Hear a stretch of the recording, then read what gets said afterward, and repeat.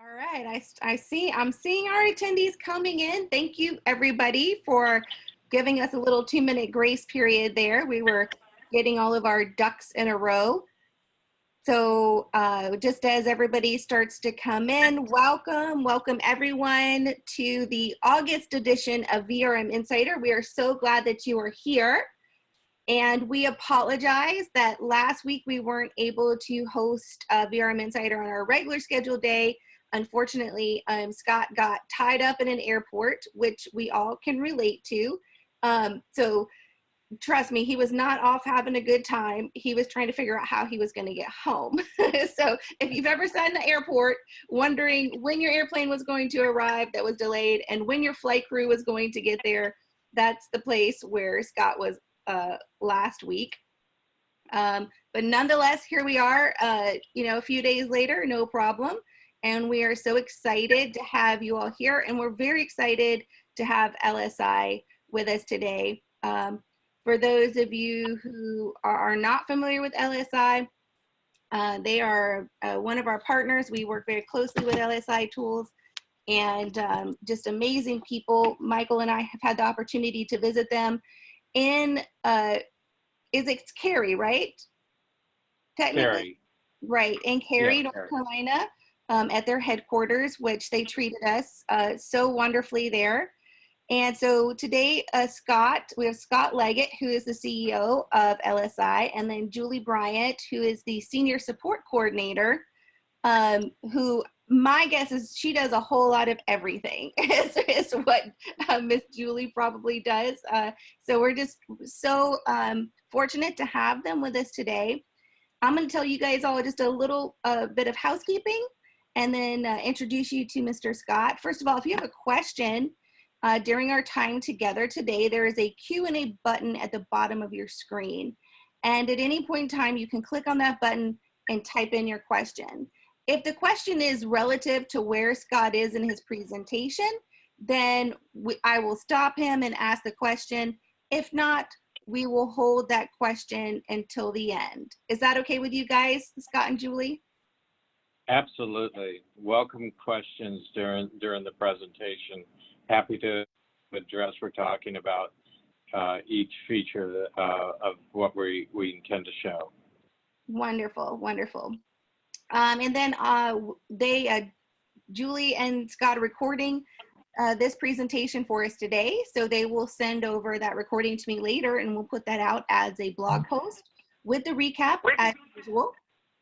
And so without further ado, this gentleman here, Mr. Scott Leggett, as I already said, is the CEO of LSI. And one of the things that I know our clients will appreciate is that Scott comes out of a very long legacy as a vacation rental manager and having been in the vacation rental industry for over 25 years. And so from that point of view, I feel like he's able to bring something unique to the table, and that if you had somebody who was in, I don't know, the car industry coming to this kind of, tech point of view, then that conversation would be very different because this is very personal to Scott. It's something very close and near and dear to his heart where he spent many years. And I know all of you can appreciate that as vacation rental managers. Scott was also the president of VRMA North Carolina. Is that right, Scott? Did I say that right? Yeah, NC VRMA. NC VRMA. And then he has been the chairman of too many boards for me to list out. You guys would not want me to sit here and list all those out, but really worked in the Outer Banks area of North Carolina, which, if you're, in North Carolina, one of North Carolina clients, just, the competitiveness and the drive of that area, and what Scott has gone through, and then what he can bring to the table today. So without further ado, I'm going to actually go ahead and turn my screen off and turn everything over to Scott, and he's going to take us through a look at VRMA Insights and what LSI Tools can do for you. Great. Well, thank you all very much. Thank you for attending, and thank you for your patience last week while I was waiting for several successive delays on a flight back here. I was at the Revenue and Data conference in Atlanta that VRM Intel put on, which was a great conference for those of you who weren't able to be there. And I understand that there'll be recordings from that, and I think it would be beneficial for anybody in this industry to spend some time looking at those. So a little background about LSI. LSI is essentially a data mining company. We look at a PMS system such as VRM as a big, large database, and that database has a lot of information points. And what we do is we go in and mine those points. We know things from it such as when does somebody book a reservation, when do they start their vacation, when do they end, and from that we assemble a number of things that we've collected into about a dozen tools that do everything from scheduling, housekeeping, status tracking, automated communications, and analytics. So those are the main categories of what we do. A little background about VRMA Insights. A couple of years ago, the VRMA decided that they wanted to provide a platform that would bring industry data to its membership. And most of you are probably familiar with what the hotel and motel industry does in their sector. Most hotel and motel companies participate in something called the STAR reports by a company called Smith Travel. And what they do is they voluntarily submit their reservation data to Smith Travel. Smith Travel then takes all of that information and aggregates it and reports back a number of metrics, including mostly about occupancy and revenue, so that hotels are able to set their rates. So a hotel is never basing their decisions solely upon what their inventory is doing, how many rooms they have free. They need to know how many rooms in an entire market are free, and then set their rates accordingly.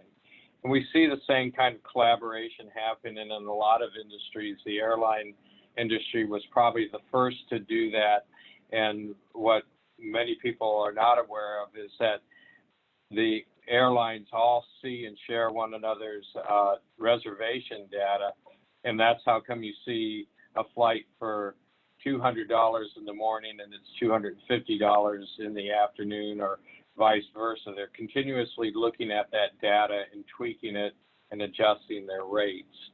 And rates are only one of the things, obviously, that we in the vacation rental industry can do with that data. So the VRMA, in going about this, appointed a task force, and that task force was comprised of several industry veterans who were vacation rental managers, several people who were in technology fields, and they came up with a set of specs of what they felt like the metrics for the vacation rental industry should report on.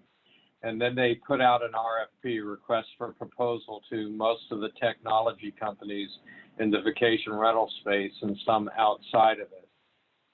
And at the end of the process, LSI was selected to provide the tool for VRMA. And part of the reason I think that we were selected is that we had a bit of a head start on everyone else, because all of the data that we're going to look at today are metrics that we already had built a tool for individual companies, not for total markets where it was aggregated, but where an individual company could go in and analyze its own data. And so I'm going to jump into that now. And what we're looking at, and you're seeing on your screen, is a dashboard view of VRMA Insights. And the dashboard is looking at each of the individual metrics that we report, but it's looking at your entire inventory and comparing it against your local market, and eventually you'll see in later reports against the state and national data. So all of that data is aggregated, and so you're comparing your entire inventory against the local market inventory in the dashboard view. Later on, we'll be able to segregate your data by a number of filters such as bedrooms, location, and amenities. So in the dashboard view, the first metric that we look at is paid occupancy. And we define paid occupancy as a reservation with money on it above a certain threshold, because we really want to report on what someone is paying for when they stay in a property, not a freebie that somebody might be getting for an owner, or an owner's stay, or a maintenance block, or something like that. So we want a true picture. So we're reporting on three metrics under occupancy: what's actually paid for, what's off market at any given point for as I said, owner stays, maintenance blocks, or any other reason something might be off market, and then what's truly available still now to rent. And what I've done here is selected a date range here from Labor Day through Memorial Day, because the company that we're using as our demo company is actually a real company. This is real live data from a company that's allowed us to use their data for demo purposes, as long as we don't tell who they are. So we're not giving up their data to a competitor. So what I can tell you is that this company is a fairly large company in the Outer Banks. So when we look here, we see that their paid occupancy is up over the local market by about 3.5% here, which is a pretty decent number for them to have. We put these little visual cues in here whenever a company is looking at it, so they can see whether they're up or down. So when you see this green box with the arrow going up, it means that they're outperforming their local market by comparison. In the case of availability, the lower your number, the lower percentage of homes you have available, the better you're performing. So while their number is lower here than the local market, they're outperforming the local market. And Scott, I hate to stop you so early, but we did have a question. It's asking, how do I get my local market data? I'm in Insights, my Insights account, and there isn't any data or data. All right. It really depends on who's signed up in that market. So the VRMA Insight tool launched at the International Conference last October, toward the end of October. So there are markets that have many participants, and because we have to anonymize the data, we don't want to reveal who the participants are. We have to have at least 3 companies in each market. So we'll give you guys a number, and that's typically would be the reason, but Julie manages that here, and she can check your local to see whether that's a technical issue or whether we need more participants in your local market. And so one of the things that we're asking everybody to do is to tell us who they want in their market, who the other competitors are, so that we can reach out to them and get everybody participating. In this particular market in the Outer Banks, which is a large market, about 90% of the companies participate, and there's about 15,000 homes represented in this market. So again, looking at these dashboard metrics, we also include these graphs, and you can see as I float over them, the exact stat pops up there so that you don't have to train your eye to read to the right-hand scale and then guess whether if that should be 80 or 81.3 or 85. You'll know exactly what that is. There's also these little sliding scales on it that expand or contract the date range that you're viewing at any one point. The next group of metrics that we look at is revenue per paid unit. Revenue per paid unit is the revenue average revenue per reservation. And in this case, again, you can see that the demo company here is outperforming the local market by a little over a couple $100. That may seem significant, but it's less significant than it appears at first sight, because until we actually begin to slice and dice this data, this could be accountable simply because of differences in inventory. If the demo company, for instance, has predominantly larger single-family homes that typically rent more, and the local market is more represented by a mix that includes smaller units, condos, and smaller properties, it should be having an average more revenue per average reservation. The next metric we look at is revenue per available unit. So where revenue per paid unit only looks at actual rentals. So if you had 100 properties and 80 of them were rented, you would take that total revenue from those reservations and divide it by 80. Revenue per available unit includes your entire inventory, whether it's rented or not. So the unrented, you're looking at what you're getting per property on average, even whether it's throughout your whole inventory, whether it's rented or not. And we put these little icons in the corner of every box so that when you click on them, it will explain what what the common uses for it are, and gives you an example of that calculation.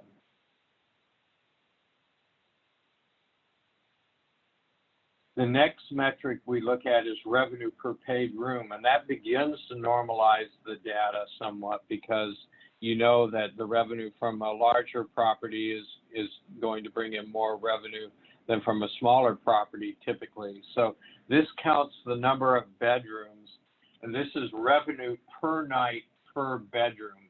And so they're averaging $124 per night per bedroom, while the market is averaging $131. So they're underperforming in price per room per night. And while that may seem like a small number, we'll take a look at that, what the financial consequences are to that company, because sometimes what appear to be small numbers can have a significant impact on your revenue. So the next thing we're looking at is revenue per available room, and again, this counts all your properties, all the bedrooms in it, whether they're rented or not, takes that number and divides it by the total revenue to get your nightly rate per bedroom.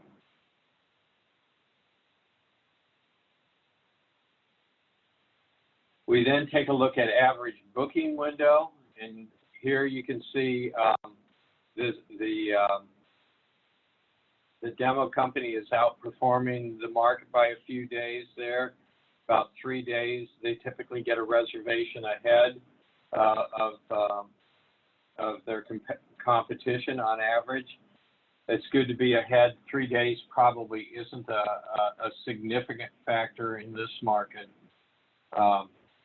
But there are other metrics where a small number like that will make a big impact. So then we look at the average daily rate for the demo company, and you can see their average daily rate is significantly higher, $32 higher than per day than the rest of their market. So almost $300 per week.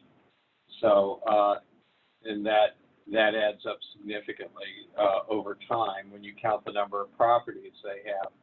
Again, this may look good, but if their inventory is better properties, more expensive properties, you would expect their daily rate to be higher than what the average is here.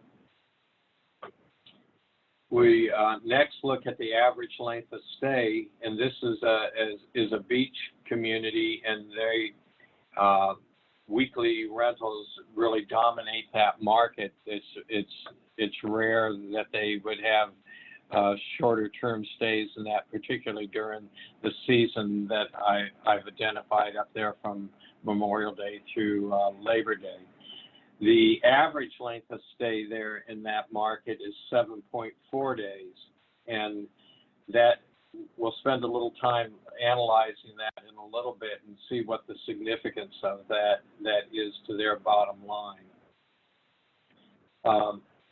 We take all that data there that's in the dashboard, and then we put it into tables here. And this, we were looking at a 16-week period here. This is expandable to show each of the weeks in that 16-week period. It defaults to showing the most two recent. And again, we put the visual cues here with the green and red arrows to see which week you're down or up in each of the metrics that we're reporting on.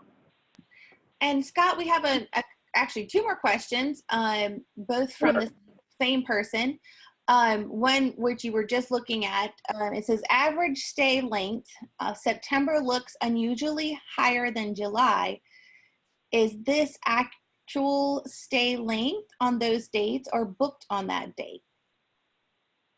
Those are the actual stay days. And the reason that you would see that in that market is that these July days are considerably more expensive. They're typically probably 3 times as much as when you get into September. So people who have the luxury of selecting that time to come can really get a much better value and stay longer. So that's my interpretation of that and my experience in that market as well. So for instance, families that homeschool their kids can come in September for less than half the price they would have paid just a few weeks before. The weather is just as good. There's less people there, and so a better experience overall, and they're getting a much better price. So they tend to stay longer. Gotcha. And then he also asked, can you assist us in getting more participants to join? So maybe that's a question for later, but I want to make sure I went ahead and throw that out there to you right now. Actually, I'll throw that back. Can you assist us in getting more people to join? Yeah, so we are at every VRMA event and every other conference and working with every PMS system out there to get more and more people to participate. And we will follow and do follow any lead. We've gotten a lot of help from a lot of the PMS suppliers that are pushing the system, because the one thing I should have mentioned up front, this is free and is free in perpetuity to all VRMA members, and is free for the next 6 months for anyone else. And it's a pretty modest cost anyway. So it's really, there isn't a price barrier to participating.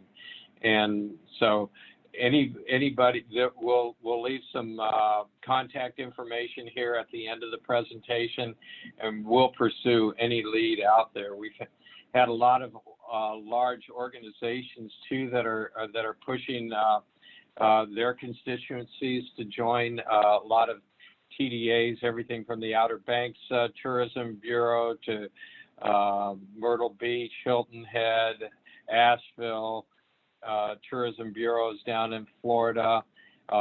Disney is actually pushing the vacation rental community there to participate in it, because this provides some predictive analytics that will benefit them as well, in terms of just predicting how many people are going to be there at any particular point. So there's a lot of agencies out there pushing, and we certainly are as well. It's Julie's full-time job and mine, in a sense, to go out there and promote it.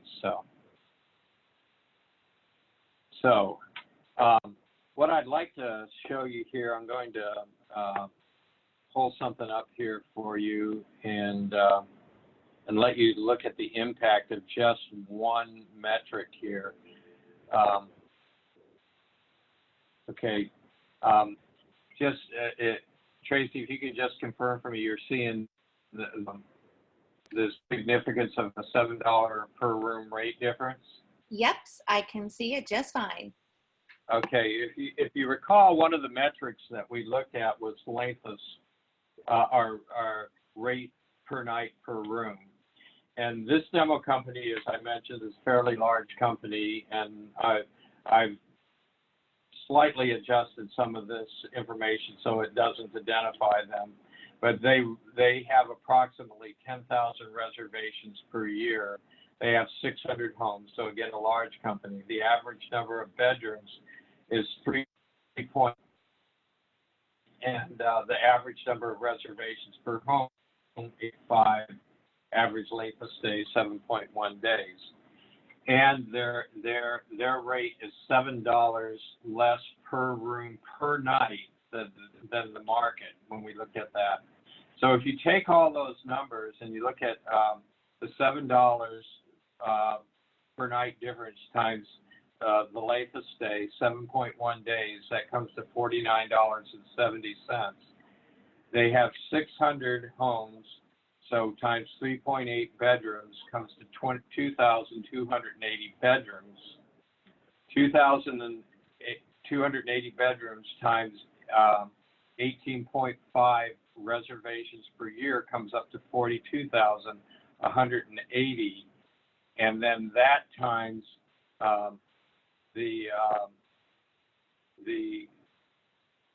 the number, the total bedroom 7.1 night stays at $49.70 per stay comes out to $2,096,346. So that's the gross revenue that they would be getting if they just performed at what the average of the rest of the market is doing in terms of price per night per room. And then estimating what the net flow to the company would have been there is assuming 25% in fees and commissions added, it would have been a net to them of $524,000 right to their bottom line just to perform average there.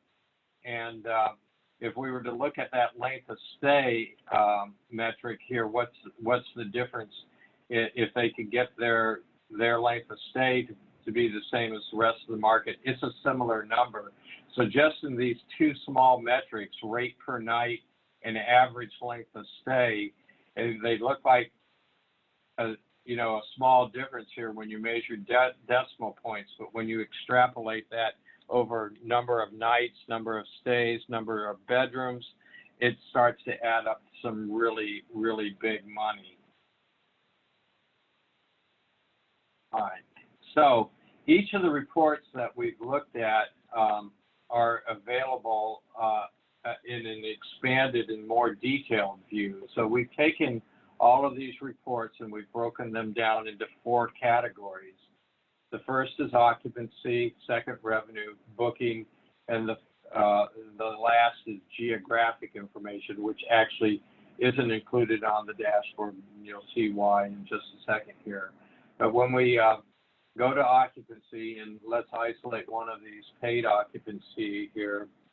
What we'll see while my little wheel is spinning up there is that we're now able to take that data and compare apples to apples, because we can sort the inventory by bedrooms, by house types, by location, and by amenities. And all of these are customized for each market, because you know, the location are not going to be the same thing, obviously, for a ski community as they would be for a beach community. And amenities differ, and house types differ. So I'm going to select a couple of these just for illustration points. So we're going to look at 6 and 7 bedroom oceanfront homes with a private pool, and we're looking at paid occupancy, and the date range changed on me there. I'll change that back here in just a second. So the date range is now, has for some reason defaulted to June 28th through August 30th, but I'm going to go back to that summer 2019 date there. And we'll see those numbers adjust here.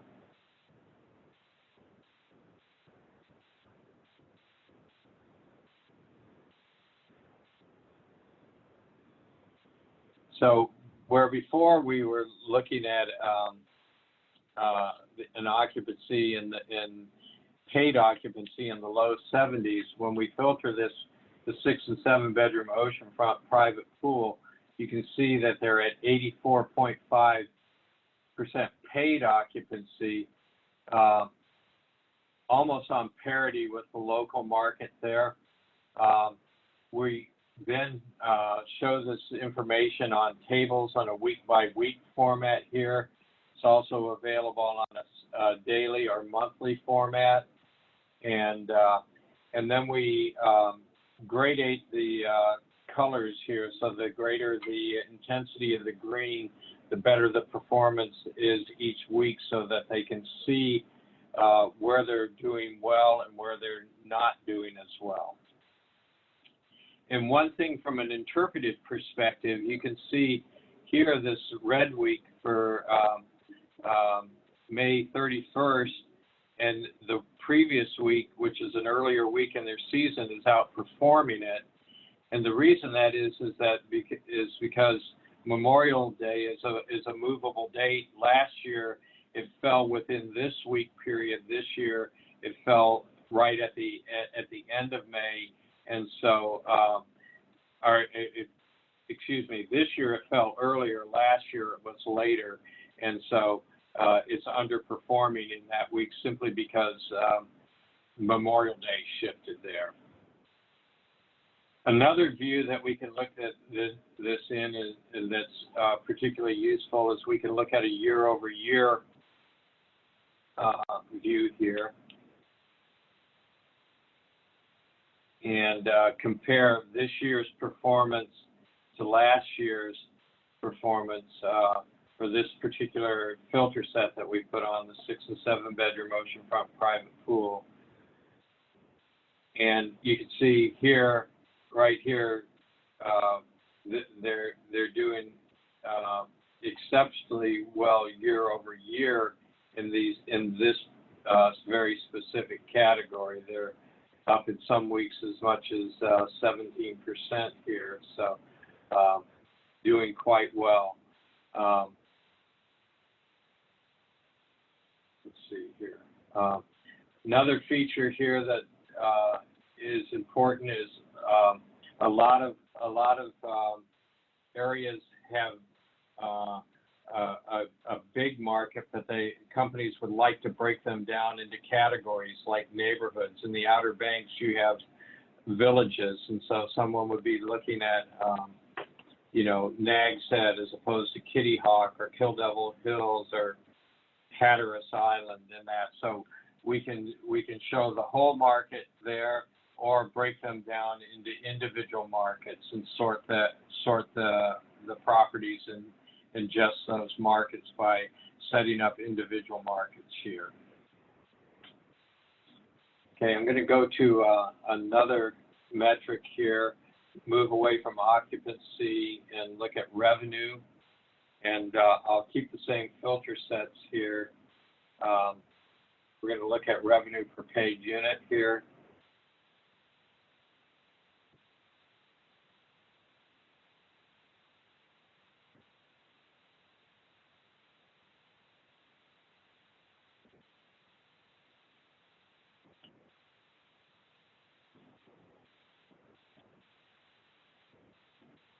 And again, the format works the same. You can see that this company is performing in the direct competition here, because now we've narrowed the filter sets to 6 and 7 bedroom oceanfront private pool, and they're getting $133 more per reservation than the rest of their market there, and well above what the state is there.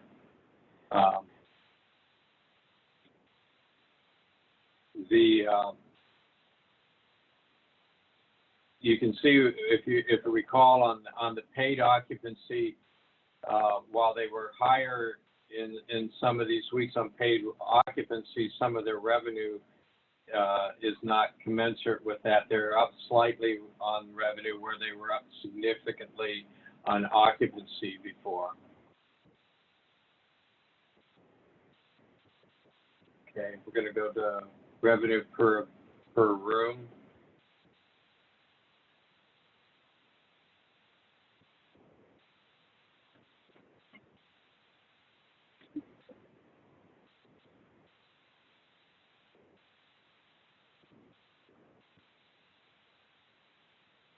Sorry, our internet speed seems to be a little slow here. All right.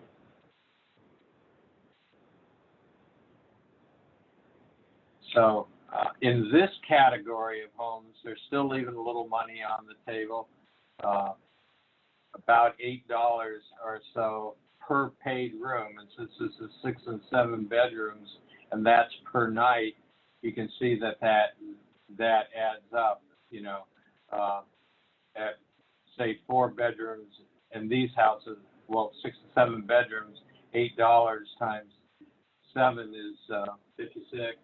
And so they're losing $56 per night per reservation. So multiply that times 5, and they're about $400 less on comparable properties on a weekly reservation than the local market is.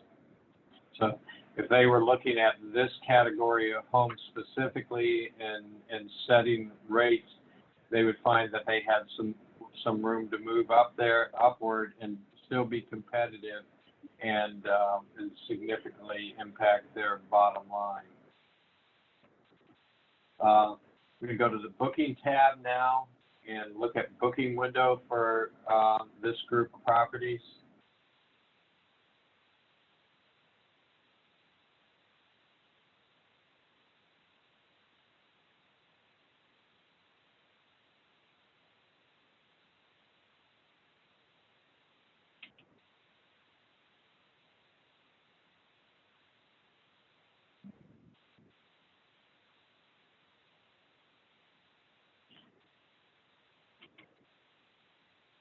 So what I'm hoping while we're waiting for this is that one of the takeaways that you'll have after looking at this is that you can't look at any one metric, and you can't look at your entire inventory and come to a conclusion, because some of them can be misleading.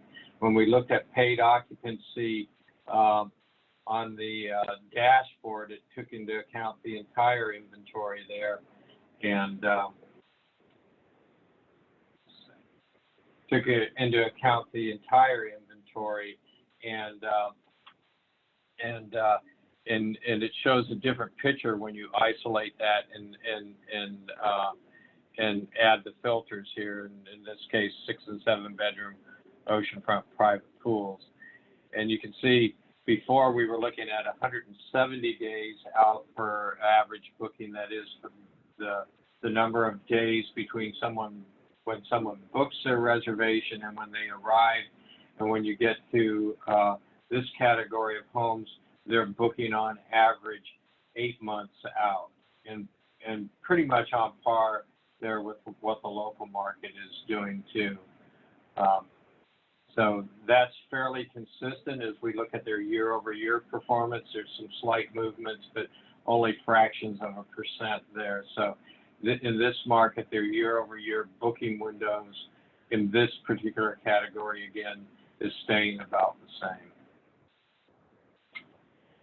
The next tab, and we haven't looked at any of this information, is actually one of my favorite reports, because it lets us know where the bookings are actually coming from and how much revenue is associated with them.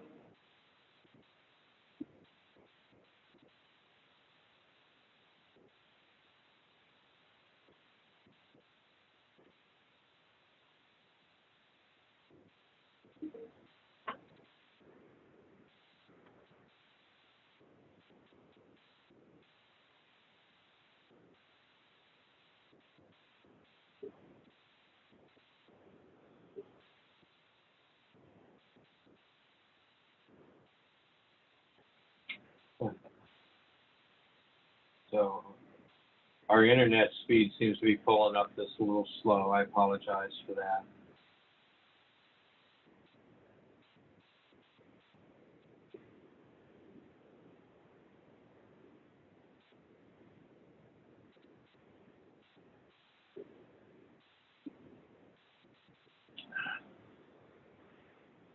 I'm having a little difficulty here, but I'm going to give it one more shot here.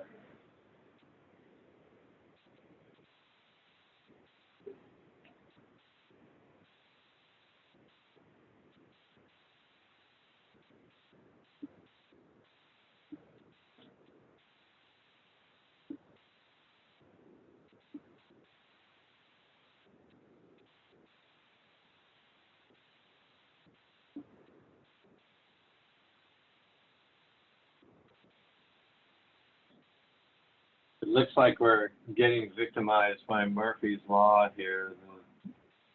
Things happen at the worst, most inconvenient possible moment here. So I'm going to still give this one more shot looking at the revenue and see if we can pull up this geographic report. But basically what the geographic report does is it reports where revenue is coming from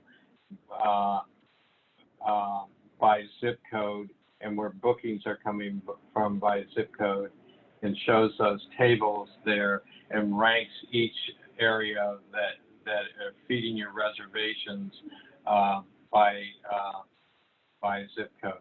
So I'm not sure why we're having a little glitch here, whether it's our internet issue that seems to be running a little slow today, or some other factor, but I'm having a little difficulty getting to this report. So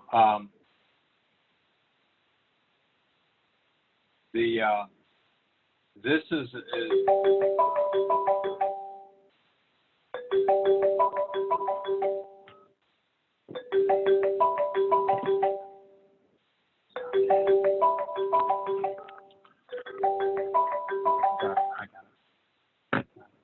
sorry.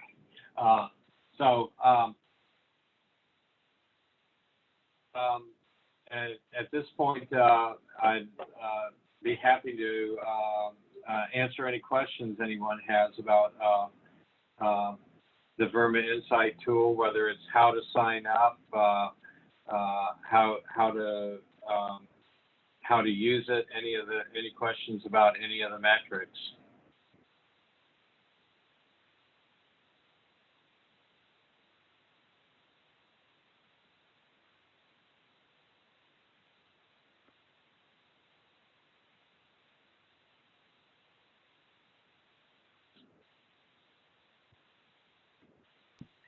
I don't see any questions coming in specifically about that right now, Scott, but wait, no. We have one from Lauren, and she asks, how long does it take after signing up before the data is available? Some of that's dependent upon your PMS system. With VRM clients, we should have you up and running in 24 hours. Julie will, once you sign up, Julie will call you back and go through the setup with you. One of the things that is one of the greater challenges that we have in designing this is that we actually have to map all the terms because that you use, because for instance, somebody might call a home in one area, or one company even in the same area might call a home a semi-oceanfront home, or someone else might call it a one-back, or someone that might describe it as 100 yards from the beach. Or we had one person describe a semi-oceanfront home as an almost oceanfront home. So we have to go through and map what your terminology is for those, so that we make sure each property maps into the right category. And the same thing holds true for things like terms like a game room. Some people call a media room a game room. Sometimes they have separate terms for those. Some people call them a home theater. Some call them a pool room. And so we spend a little time with you on the setup to make sure that your mapping is correct. But it's pretty quick, and Julie's very quick to respond to someone in that sign up process. And her follow-up question is the onboard process difficult on the PM's end? Not at all. I think it's pretty painless. We can actually get you up and running on what our interpretation and default settings are for the terminology, but to make it as precise as possible, 15 to 20 minutes on the phone with Julie, and it's up and going.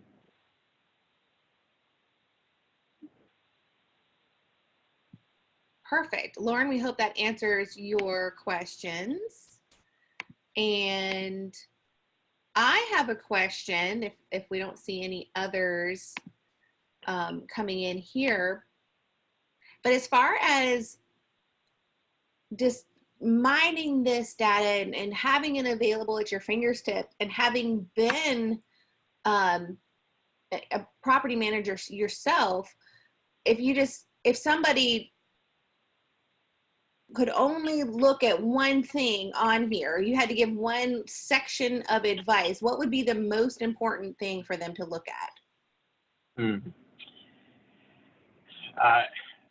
I'm going to answer that a little different than you phrased the question. I would look at it more of a process than any one thing. The one thing that I would really take a hard look at is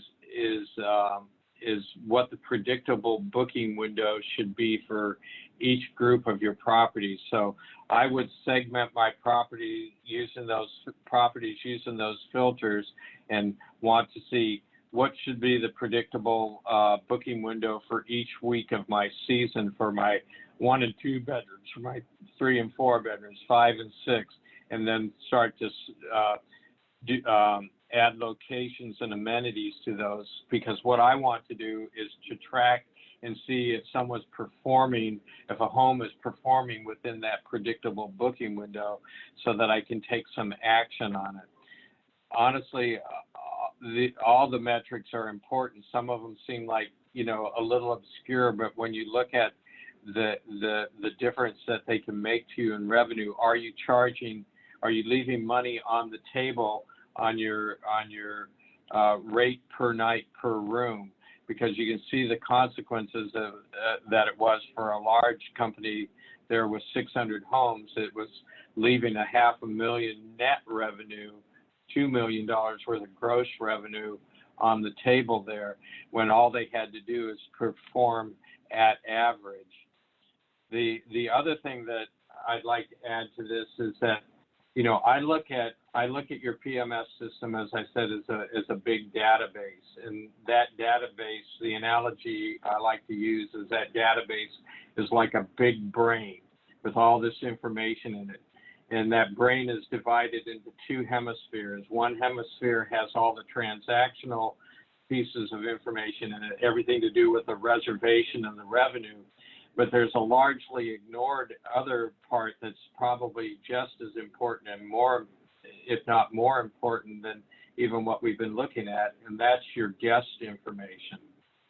And so we actually have a tool that LSI has built that allows you to mine your guest information. So when I look at the booking window and I see something not performing within the predictable booking window and getting closer and closer to arrival date, what I do is I mine that guest database, and I'm looking for past behavioral patterns of previous guests and even psychological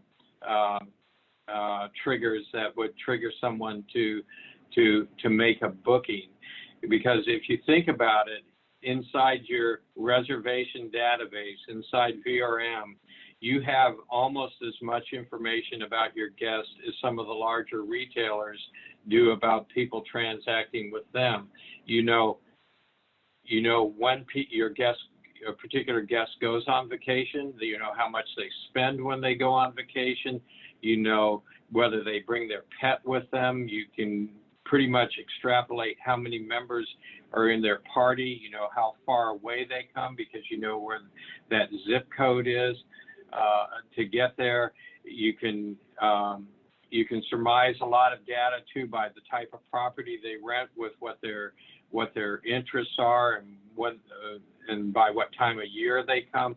So there's a lot of data sitting there that you could be using to book reservations that really is a lot more valuable and more productive than listing your properties on OTAs and paying someone a commission for them, when you have that data there. And it's really almost like preaching to the choir, because you don't have to convince somebody to come to your area. They're already sold on your destination. They've been there before.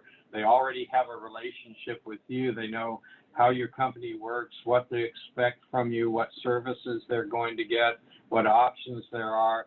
And so, you know, exploiting that relationship and by using your guest database along with the information that you're getting from VRMA Insights can be one of the most powerful tools you have, and the least expensive way to rebook guests and to get your properties booked. That's a great answer. And now I'm going to hit you with one more, and then we'll close with a last question of summing up the cost related to VRM Insights. We'll go over that one more time and answer a follow-up question from Lauren. My question, well, and here we have anonymous of how do we sign up. So we'll cover cost and how someone can sign up here in about 120 seconds or less. But I can see where a larger property management company can delegate part of this responsibility of looking at this data, you know, going over it, making it part of their daily, weekly, monthly tasks. But what about the small company? Who's the best person to look at this data, extract this data, and then actually apply it? And then a lot of property managers, they're the marketer, they're the reservationist, they're the owner. You know, who's the best suited person for this job?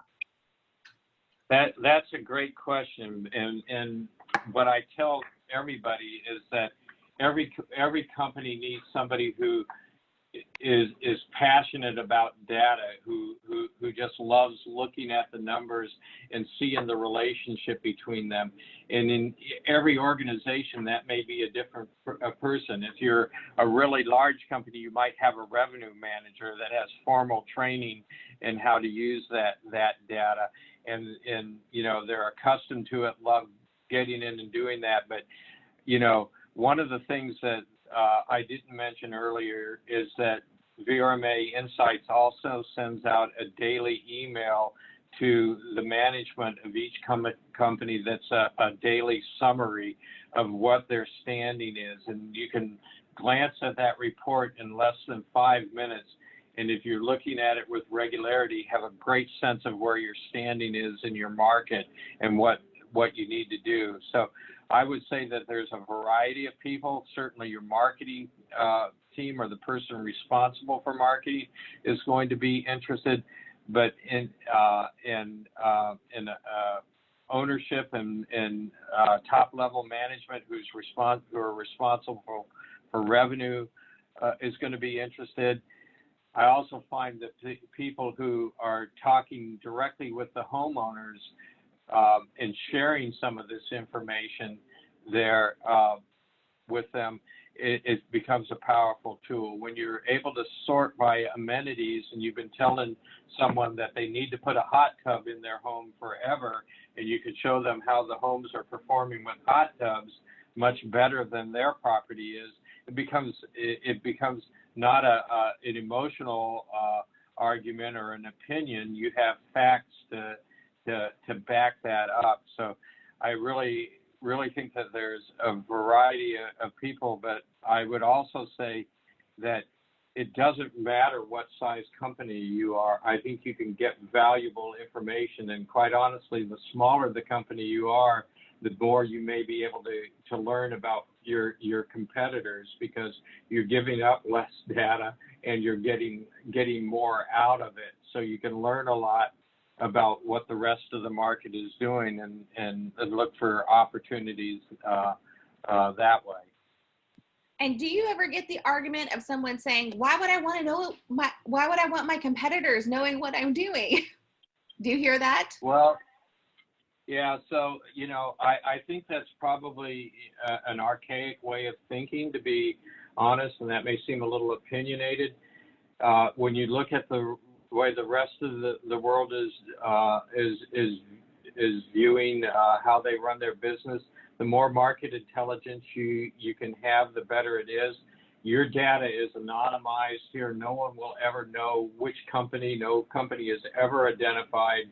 You're only comparing your data to the rest of the market. And so, I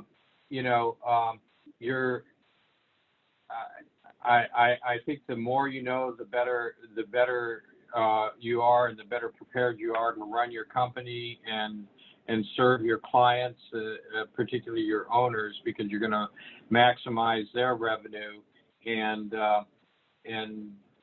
just keep them better informed and increase your professionalism. The other answer I would give that is that almost every company has ambitions to grow, and in order to scale, you need to have the right tools in place. And waiting until you're growing and going through that to have those tools is often too late. Having them in place as you're going through that process is a much better strategic position to take. And the other compelling thing I'd say is, and it goes to the last thing you alluded to, what's the cost? This is free to VRMA members, will always be free to VRMA members.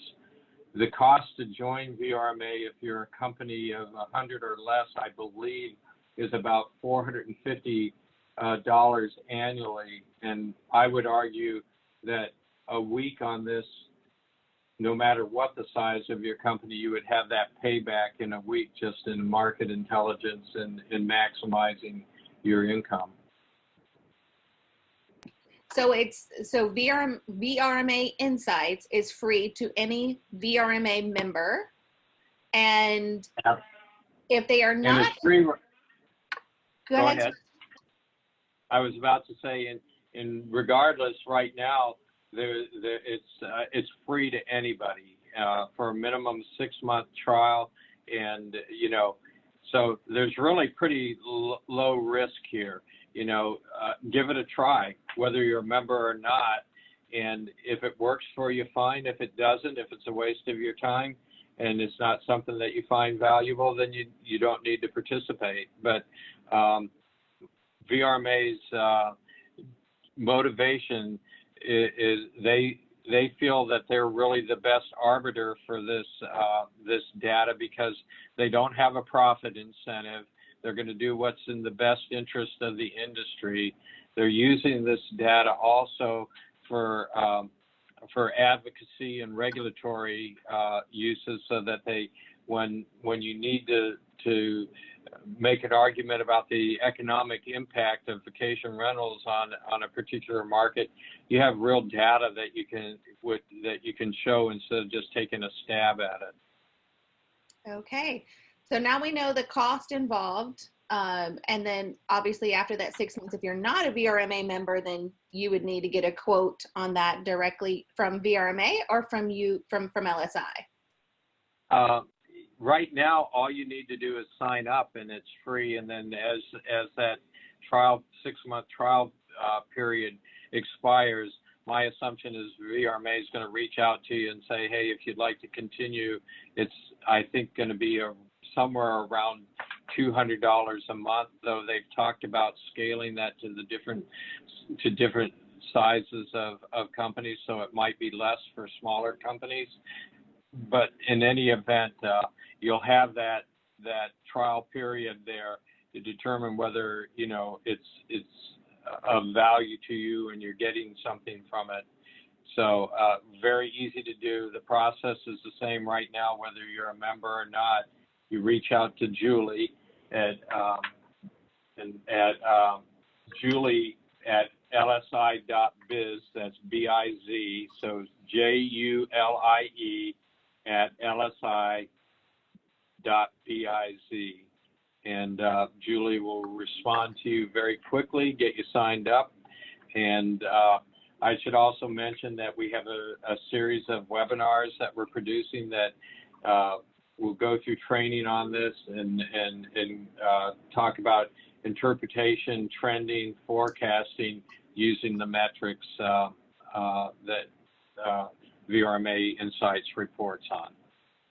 Wonderful. And what we'll do is when we're able to get this recording back from LSI, what we will do is put that in a blog post, which our clients are used to.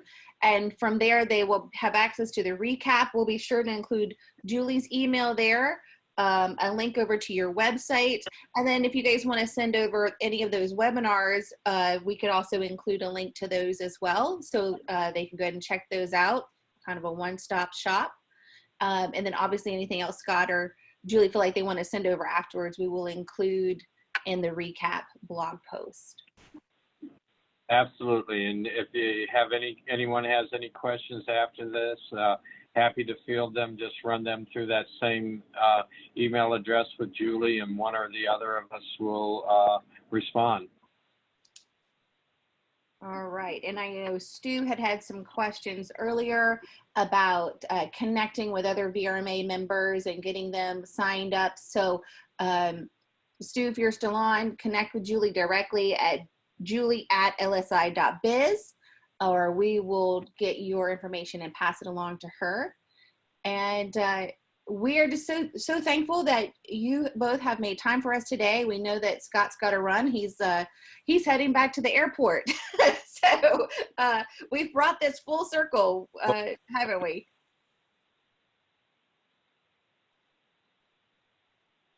And Scott, I've lost you. Can you just start over again? We lost you there for a second. Not sure what that. There we go. We can hear you now. Okay. Was just saying thank you to everyone for their participating and time, and just shoot us any questions. We'll get back to you if there's anything we can help with. Wonderful. And just again, VRM clients, thank you so much for your time today. Thank you to LSI. If you guys are in the Cary area, make sure you drop by and say hi to them there. And just reminding all of our folks, don't forget about VRMU in Florida. We're going to be having a user session there in November. And we're also going to be at the VRMA New Orleans. And I'm assuming Scott or part of his team will be there as well for that conference. We'll be at both events. Wonderful. So we will see you guys around. Hopefully we can make some face-to-face introductions. And until next time, we will adjourn this meeting. Guys, have a wonderful afternoon, and thanks again, LSI. Thank you. Thank you.